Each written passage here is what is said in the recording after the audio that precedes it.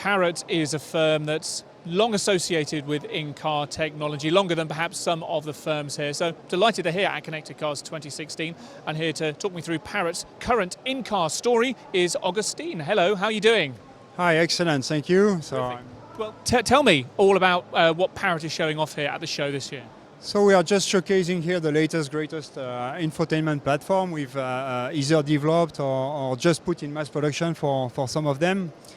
So Parrot, we are a fabless company located in Paris. It's a technology company, and actually we focus a lot on software development and hardware mechanical development. We try to rethink the infotainment in the car. The car is more and more connected, more and more displays. So we try to bring some new features and new platform to ease the infotainment in the car. There is a trend that we see is that the smartphones are more and more powerful. The infotainment, the issue in the infotainment industry is that it takes a lot of time to develop an infotainment system. This is something we try to ease. We try to remove some complexity of the infotainment to make more and more synergies with the smartphone. So, I mean, I have, disclaimer time, I have had Parrot devices in cars that I've owned in the past, usually aftermarket solutions, and it's just getting usually a fitter to plug in a little box that plugs into my smartphone. It seems that market's grown up quite a lot over the last couple of years. These are more impressive, more substantial units than the little aftermarket add-ons that I used to plug into my cars.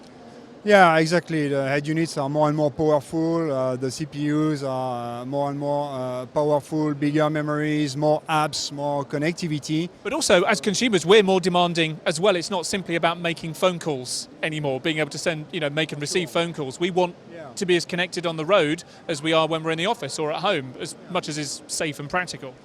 Yeah, we have added connectivity, like tomorrow we speak about car2x, car-to-car communication for the autonomous drive.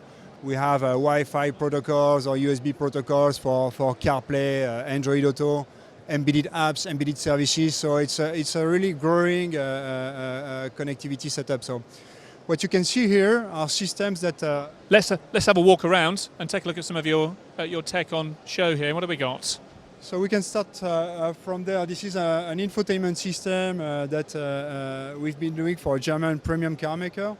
It's based on Android. You have a DVD player inside, HDMI, USB, SD card, embedded eMMC. It does not look like it, but it's Android based. You even have the camera for Skype or voice over IP. You can share the media between the displays. So this is, let's say, the embedded tablet, automotive grade tablet, but with more connectivity, like DVD players, like synchronization and so on. This is very much the kind of stuff that I know my kids would be praying for me to put in the back of the car, so I hope they're not watching this. That looks really impressive. If you have a long journey, that will for sure help, yeah. Sure. What about these here? The more affordable version is like the set-top box that you have at home, but for automotive.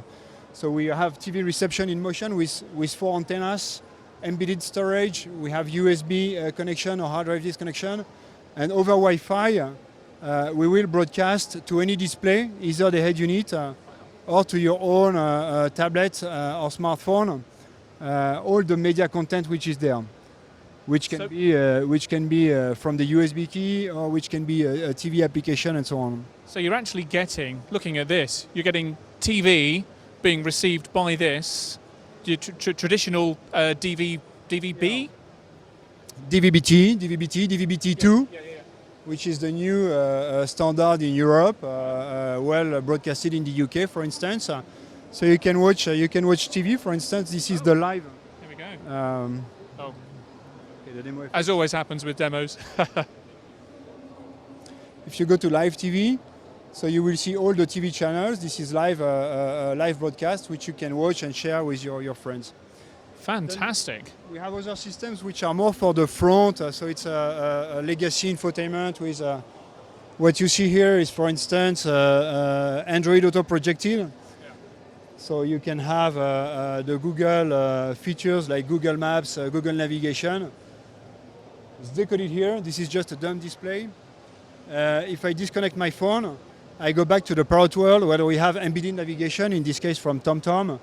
and you have voice control, you have audio application, you have apps like Deezer, Spotify, TuneIn, you have the apps market, voice control. So But this is something that we're seeing, we have seen with Apple CarPlay and Android Auto. It's the smartphone manufacturers, or rather the operating system manufacturers, meeting the car halfway to provide a smartphone-like interface, which you are preparing your tools for. exactly, it's a way to, let's say, enhance a head unit, to enhance the content of the car through the smartphone.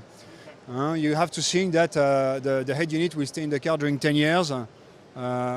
It's not always easy to make it evolve in terms of features and software. Yeah.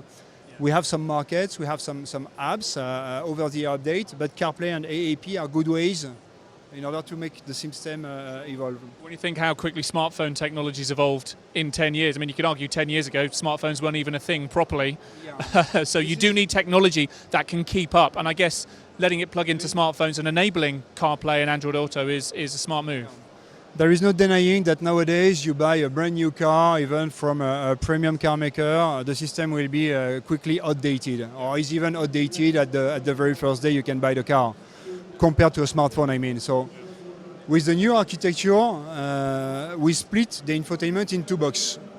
One box could be either a smartphone, this is for instance an Android tablet, or it could be an automotive grade smart display. But here we will just focus on HMI connected services apps, so it's a big processors and memories. And all the automotive specific middleware will be in this box, will be in the separated box. So here you will have CAN, you will have radio, AM, FM, DAB, you will have Bluetooth, what you have in your car kit today, you will have the voice control and so on. This is a long-term connectivity. This can stay in the car during 10 years, it will not evolve, but it is complex. It needs field testing, it needs fine-tuning, and this is why today it takes 3 to 4 years from kickoff to mass production to develop an infotainment system. With this new approach, where you split into boxes, this will still need 3 to 4 years, but let's say it's existing, it's off the shelf today.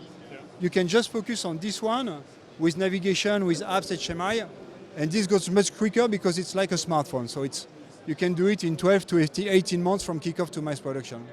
So this is how you can catch up with the smartphone performances, and this is how you can keep your system up to date and your car up to date. Sure. Finally, Augustine, something that's caught my eye is a smart antenna, a kind of shark fin on the back of the car. Talk to me about I'm guessing what services this provides, but talk me through it more specifically.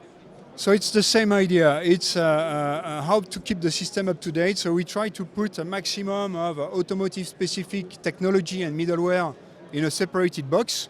So here, for instance, we have eCall, we have CAN, Bluetooth, Wi-Fi, we have radio, AM, FM, DAB, we have TV inside.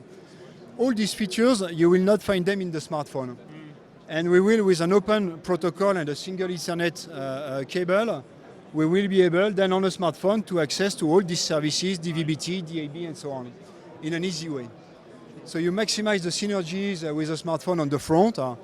You will just focus on HMI and connected services, where all the very specific automotive connectivity and middleware is in this box, is separated in this box. Terrific. Augustine, thank you very much for showing us around what Parrot... You're welcome. Thank you very much. If you want to have a chat, maybe get hands-on with some of this technology around here and pop some questions to Augustine as well, make your way to the Connected Cars 2016 area of the hall here at Olympia and make your way to the Parrot booth. Thanks again. Thank you.